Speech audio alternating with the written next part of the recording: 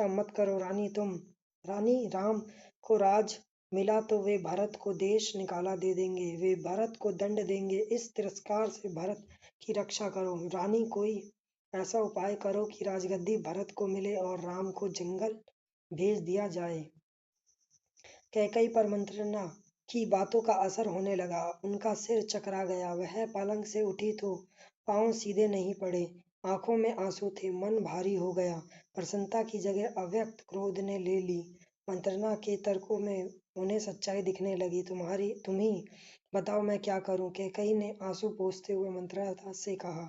मंत्रणा पलंग से उठी, कैकई के पास जाकर खड़ी हो गई। उसने कहा, याद करो रानी, महाराजा दशरथ ने तुम्हें 2 वरदान दिए थे। दशरथ से अपना वचन पूरा करने को कहो।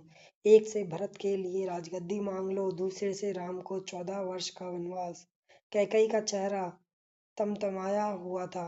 उन्हें मंत्रणा की बात ठीक लगी। उनके मन में एक प्रश्न अब भी था, यह बात दशरथ से कैसे कहे? उन्हें रानीवास बुलाए या प्रतीक्षा करे? मंत्रणा ने कैकई के मन की बात भांप ली। उसने कहा, तुम मैले कपड़े पहनकर खूब भवन चली जाओ। महाराजा दशरथ आए तो उनकी ओर मत देखो, बात मत करो। तुम उनकी प्रिय रानी हो, तुम्हारा दुख देख नहीं पाएंगे।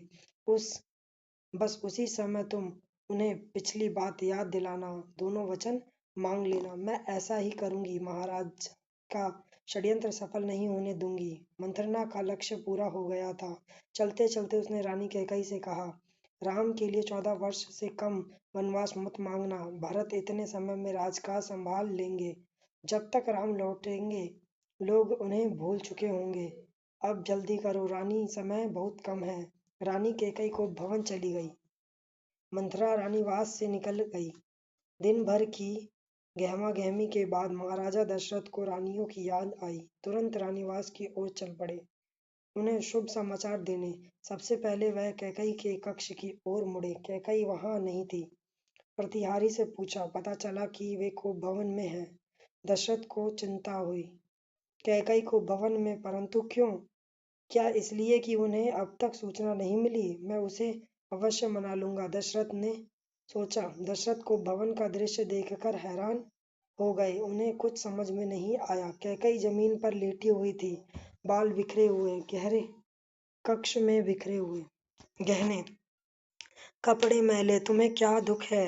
क्या हुआ है तुम्हें? मुझे बताओ। अस्वस्थ हो? राज्यवैद्य को बुलाऊं? दशरथ ने कई सवाल पूछे, कोई उत्तर नहीं मिला। कैकई रोती रही। तुम मेरी सबसे प्रिय रानी हो, मैं तुम्हें प्रसन्न देखना चाहता हूँ। तुम्हारी खुशी के लिए मैं कुछ भी कर सकता हूँ, कुछ भी, धरती आसमान एक कर सकता हूँ। दशरथ ने कैकई को मनाने का बहुत प्रयास किया, उत्तर उन्हें फिर भी नहीं मिला। दशरथ भी भूमि पर बैठ गए, विनती करते रहे। हाँ, मैं बीमार हूँ, कैकई ने कहा। मैं अपनी बीमारी के संबंध में आपको बताऊंगी, लेकिन पहले आप एक वचन दें, मैं जो मांगूंगी उसे पूरा करेंगे। राजा ने तत्काल हामी भर दी। कहा, मैं राम की सौगंध खाकर कहता हूँ, तुम्हारी हर इच्छा पूरी करूंगा। महाराज दशरथ ने राम की सौगंध ली तो कैकई उठकर बैठ गई। आप मुझे वे दोनों वरदान दीजिए जिसका संकल्प आपने वर्षों पहले रणभूमि में लिया था। महाराजा दशरथ ने हामी भरी। कल सुबह राज्याभिषेक भरत का हो, राम का नहीं, कैकई ने कहा। दशरथ भौचक्क रह गए। उन पर वज्रपात सा हुआ। वज्रपात यानी बिजली गिर गई। थोड़ा रुक कर कैकई बोली, राम को 14 वर्ष का वनवास हो। दशरथ का चेहरा सफेद पड़ गया, अवाक रह गए, सिर चकराने लगा।